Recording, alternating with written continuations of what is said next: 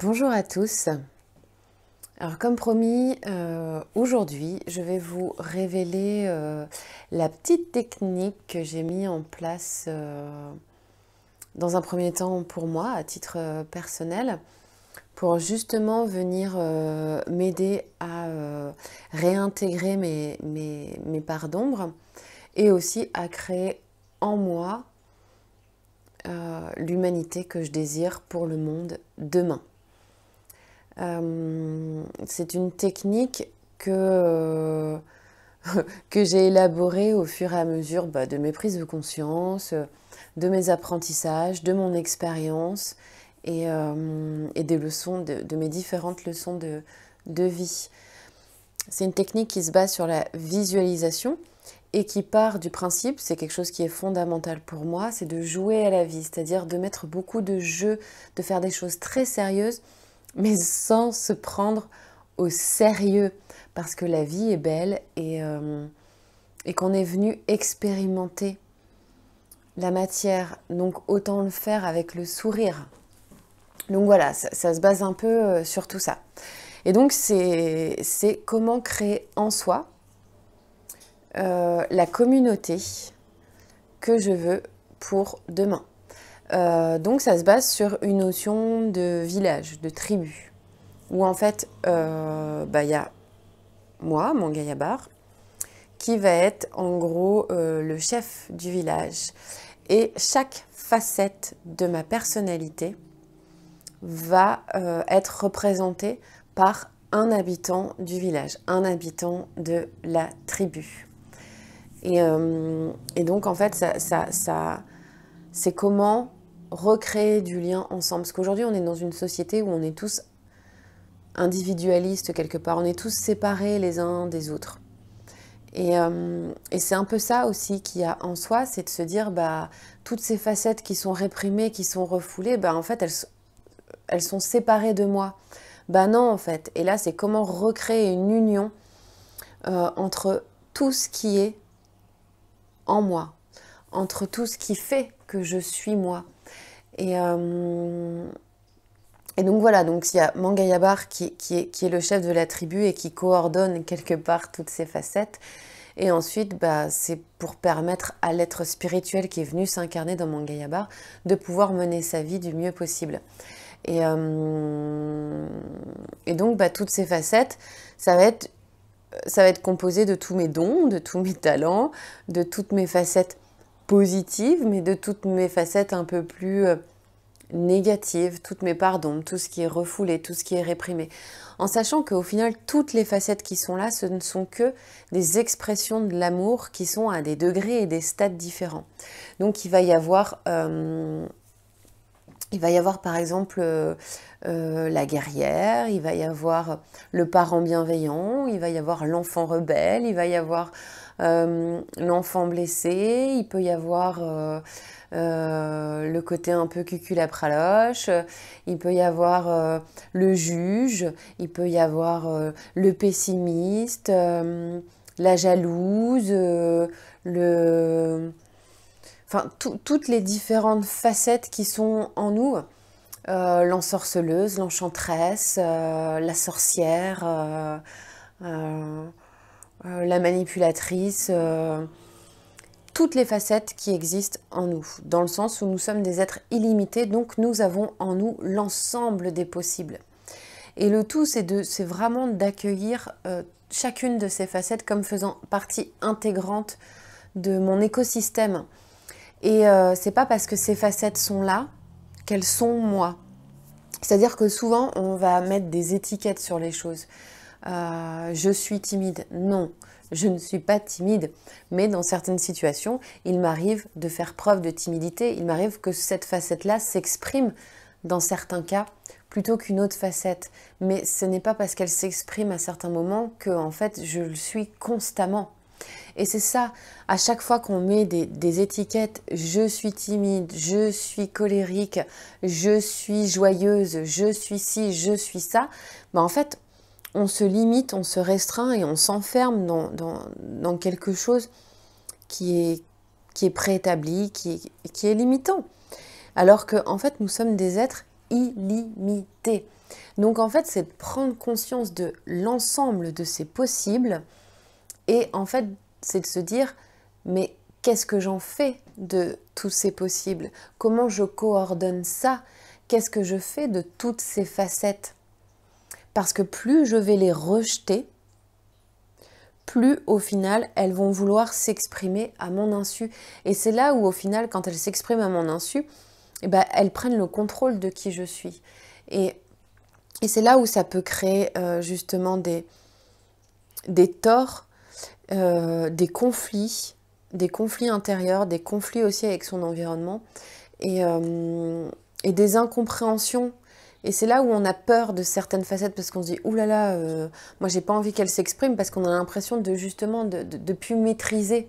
Mais si on part à la rencontre, si on les accepte, si on les écoute, si on leur donne leur juste place en les reconnaissant, aujourd'hui il y a un énorme besoin de reconnaissance, mais c'est normal, parce qu'il y a plein de parts en nous qu'on ne reconnaît pas. Donc c'est pour ça que c'est un besoin qui s'exprime et qui est présent chez quasiment tout le monde.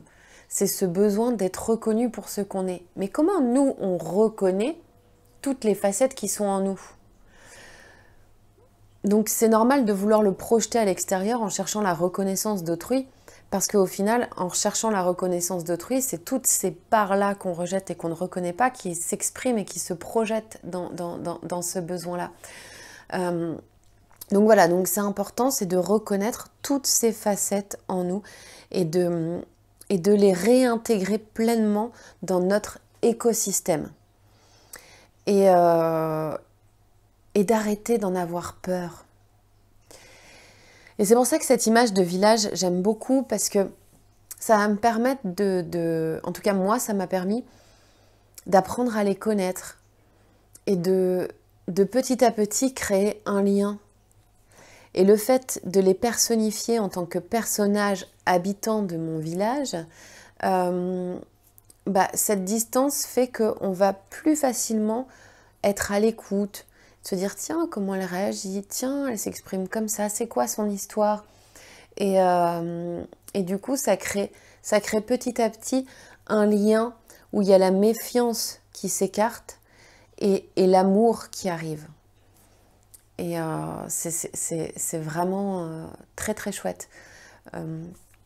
Et donc voilà, donc cette notion de village, c'est de dire comment recréer du vivre ensemble entre toutes ces facettes-là et comment collaborer, comment s'unir, comment faire émerger l'intelligence collective au service d'eux, au service du bien commun. Et ici, le bien commun, c'est de mener à bien la vie que je vis. Et donc pour ça, dès qu'il y a quelque chose qui se passe, par exemple, je ne sais pas, un conflit ou quelque chose qui vient faire émerger une forte émotion, voilà, je vais sur la place de mon village et je demande qu'est-ce qui s'est passé? Qui s'est pris ça en pleine tronche, quoi? Et là, ça marche beaucoup sur la visualisation. Et c'est pour ça que j'adore, parce qu'il y a beaucoup d'humour, il y a beaucoup de tendresse, il y a beaucoup de légèreté. Et du coup, là, je vois une petite facette qui lève le doigt. Et je dis, bon, ok, allez, viens. Viens au centre et exprime-toi. Exprime-toi devant toutes les autres facettes pour que tout le monde puisse comprendre ce que tu vis. Et de dire, qu'est-ce qui s'est passé pour toi? Exprime-toi. Comment tu as vécu ça? De quoi tu as eu peur? Pourquoi tu as réagi comme ça? Enfin, raconte-nous ce qui s'est passé pour toi. Et une fois que cette facette a parlé, donc déjà c'est de lui donner la parole, de l'écouter, de l'entendre et de reconnaître ce qu'elle a vécu. Après, ça va être de dire, regarde, on est tous là pour toi. Pour t'épauler, pour te soutenir, pour t'accompagner dans ce que tu es en train de vivre. De quoi tu as besoin? Dis-nous de quoi tu as besoin. Et puis là, vous laissez cette facette-là s'exprimer. Sans réfléchir, sans poser de mental. Hein. C'est vraiment de façon très instinctive, très spontanée. Et donc de la laisser dire, voilà, moi j'ai besoin de ci, j'ai besoin de ça. Et en fonction de ça, de dire, ok, de s'adresser à l'ensemble des facettes et de dire, qui peut l'accompagner là-dedans? Qui peut lui offrir et lui permettre de satisfaire ses besoins. Et par exemple, bah, il y aura le parent bienveillant de dire, bah, viens apporter un peu ta bienveillance, ton soutien, ton réconfort, parce qu'elle en a besoin. Toi, viens, par exemple, la guerrière, toi, viens lui donner un peu de courage. La sage du village, viens lui apporter un peu de sagesse pour l'aider à discerner. L'enfant créatif, viens lui apporter des solutions qui vont peut-être être innovantes, qui vont sortir de l'ordinaire. Le côté clown, viens lui raconter une blague pour la faire rire et quelque part qu'elle se détende la nouille, quoi. Et voilà, enfin, vous voyez le principe, c'est de collaborer ensemble et de recréer du lien où on va se souder les uns les autres. Et c'est ça qui est super chouette et qui est beau, quoi. Quand j'ai un projet aussi, quand j'ai envie de mener un projet, bah, je vais sur la place de mon village, je fais bon, allez, réunion les gars, hop, tout le monde vient, et de dire bon, bah voilà, j'ai cette idée en tête et j'aurais envie de faire ça. Qu'est-ce que vous en pensez? Qui a envie de participer? Qui a envie de collaborer? Qui a des idées? Qui? Et là, c'est super chouette, c'est super beau parce que bah, du coup, je vois qu'il y en a qui ont envie de participer et ils se donnent tous à fond parce que comme on leur donne leur place, ils ont envie de participer, ils ont envie de s'exprimer. Alors certes, il peut y avoir des parts négatives comme le juge qui va dire « Ah, mais ton idée, elle est complètement con, nanana, puis jamais tu vas y arriver. » Mais c'est pas grave, c'est de le laisser s'exprimer. « Ah bon, je vais jamais y arriver? Bah, pourquoi ? Pourquoi tu dis ça? Qu'est-ce que t'en penses? » Et du coup, de l'écouter et de dire « Bah, regarde, je vais pas y arriver, mais en même temps, j'ai telle facette, telle facette, telle facette, telle facette qui sont là. Et toi, en quoi tu pourrais m'aider plutôt que de râler? En quoi tu pourrais m'aider? Peut-être viens m'aiguiller sur peut-être des difficultés que je pourrais rencontrer et sur lesquelles ce serait important que je porte mon attention. » Et du coup, voilà, ça va être vraiment de travailler en collaboration avec toutes nos facettes et de créer du lien et de s'amuser à ça. C'est hyper drôle. C'est hyper chouette à faire. Il y a beaucoup de tendresse, de douceur, d'humour. Je rigole beaucoup quand je fais ça et c'est vraiment extraordinaire. Voilà, après ça va être, bah, par exemple, je sais que je vais avoir un défi ou je sais pas, là par exemple récemment, quand il y avait toute l'actualité, tout ça, et que je regardais des reportages qui pouvaient être assez anxiogènes, bon, bah là, dans ces cas-là, je disais, écoutez, la facette qui va regarder ça, ça va être l'adulte, ça va être la sage, ça va être parce qu'elle va être en capacité de discerner, mais tout ce qui va être enfant blessé, toutes les facettes qui vont avoir un émotionnel qui va prendre le dessus, allez jouer. Là, vous n'avez pas à regarder ce truc-là parce que ça va vous faire flipper.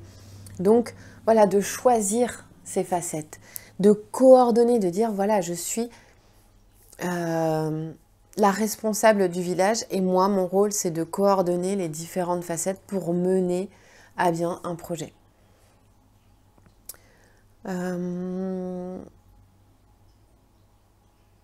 Je réfléchis de voir si j'ai d'autres choses à dire sur le sujet. Alors, je reste vague plus ou moins parce que ce qui est important, ça va être vraiment que vous puissiez personnaliser pour vous cette méthode. C'est-à-dire que vous pouvez prendre l'image d'un village, d'une tribu, d'une association, d'une entreprise, d'un bateau, d'un équipage de bateau, d'un équipage de vaisseau spatial. Choisissez ce qui vous parle. Le plus important, c'est que vous puissiez au final vous approprier la méthode pour qu'elle résonne en vous et que ça vous parle. C'est ça le plus important, c'est que ça vous parle. Et ce sera puissant quand vraiment vous aurez trouvé une façon à vous de l'incarner. Vraiment, l'objectif, c'est de se dire ça, c'est que c'est comment passer de la séparation, on est tous les uns éparpillés par rapport aux autres, à cette idée, c'est d'union. Et cette notion de village et de collaborer avec ces facettes, de toutes les reconnaître, c'est comment recréer du lien pour passer de la séparation à l'union, à l'unité, et à ne faire plus qu'un, parce que toutes ces facettes sont en moi, tous ces possibles sont en moi, et que en fait, moi, en tant que Mangaïa Bar qui est venu s'incarner sur Terre, c'est de se dire, qu'est-ce que je fais de l'ensemble de ces possibles? Quels sont les possibles que je décide de matérialiser dans ma vie en fonction de mes aspirations, en fonction de mes envies? Quels sont les possibles que j'ai envie de mettre en lumière? C'est ça le truc. Et comment je coordonne tout ça? Parce que tout est en moi. Arrêtons de nous limiter. Et c'est ça, prendre la pleine responsabilité au final de qui on est. C'est d'aller chercher toutes ces parts manquantes pour redevenir complet. Et une fois qu'on est complet, c'est ça, c'est de coordonner. Pour atteindre ensemble, pour avancer ensemble dans notre compréhension de la vie, dans notre compréhension de l'amour et pouvoir le rayonner. Et quand on aura fait ça en nous, bah forcément ça va se matérialiser dans notre environnement, ça va se matérialiser à l'extérieur. Et c'est en ça comment créer en nous notre écosystème, notre communauté intérieure et comment créer l'humanité qu'on souhaite pour demain. Et tout passe par nous. Donc je vous souhaite une belle découverte de ça, de votre tribu intérieure.